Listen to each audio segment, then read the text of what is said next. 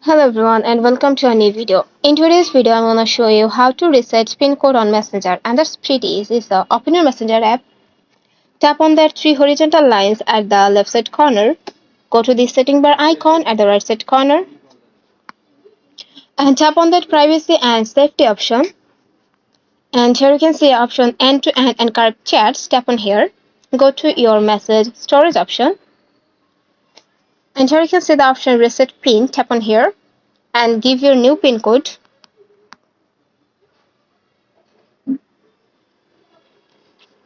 And confirm your pin code by give it again, and that's it, our new pin code is created.